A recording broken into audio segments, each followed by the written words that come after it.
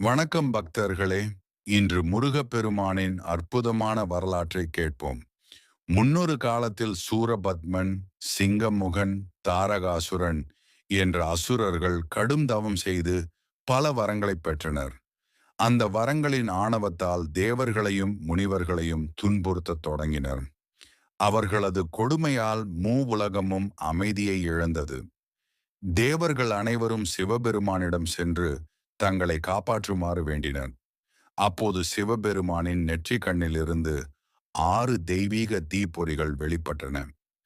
அந்த தீப்பொறிகளை அக்னி பகவானும் வாயு தேவனும் சரவண பொய்கை என்ற புனித நீர்நிலைக்கு எடுத்துச் சென்றனர்.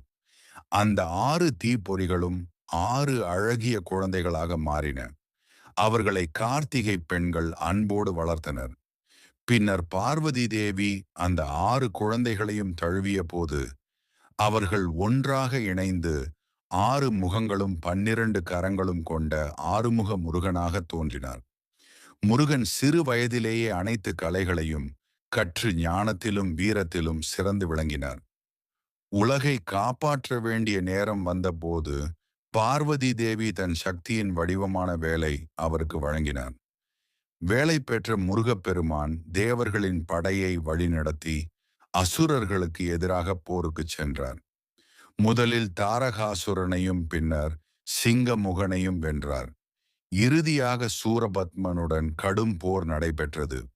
பல நாட்கள் நீண்ட அந்த போரில் சூரபத்மன் பல மாய வடிவங்களை எடுத்தான். மலை, மரம், விலங்கு என பல உருவங்களில் தோன்றி முருகனை தாக்கினான்.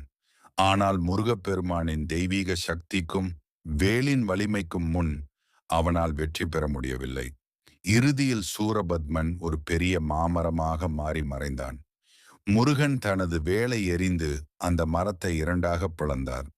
உடனே சூரபத்மன் தனது உண்மையான உருவத்தை அடைந்து மன்னிப்பு கேட்டான். அவனது மனமாற்றத்தை கண்டு முருகப்பெருமான் கருணை கொண்டார். அவனை அழிக்காமல் ஒரு பகுதியை மயிலாகவும் மற்றொரு பகுதியை சேவலாகவும் மாற்றினார். மயில் முருகனின் வாகனமாகவும் சேவல் அவரது கொடி சின்னமாகவும் ஆனது. இதன் மூலம் முருகப்பெருமான் உலகிற்கு ஒரு பெரிய செய்தியை அளித்தார். தீமையை வெல்வது மட்டுமல்ல, மனம் திருந்தியவர்களுக்கு மன்னிப்பும் கருணையும் காட்ட வேண்டும் என்பதையும் உணர்த்தினார். இன்றும் முருகனின் 6 படை வீடுகளுக்கு லட்சக்கணக்கான பக்தர்கள் சென்று தரிசனம் செய்து அருள் பெறுகின்றனர். மனம் முருகி வேல் வேல் வெற்றி வேல் என்று அழைத்தால் முருகப்பெருமான் அருள் புரிவார் என்று பக்தர்கள் நம்புகின்றனர். வேல் வேல் வெற்றி வேல். முருகன் அருள் அனைவருக்கும் கிடைக்கட்டும். வீடியோ பிடித்திருந்தால் லைக், ஷேர், கமெண்ட் செய்து சேனலை சப்ஸ்கிரைப் செய்ய மறக்காதீர்கள்.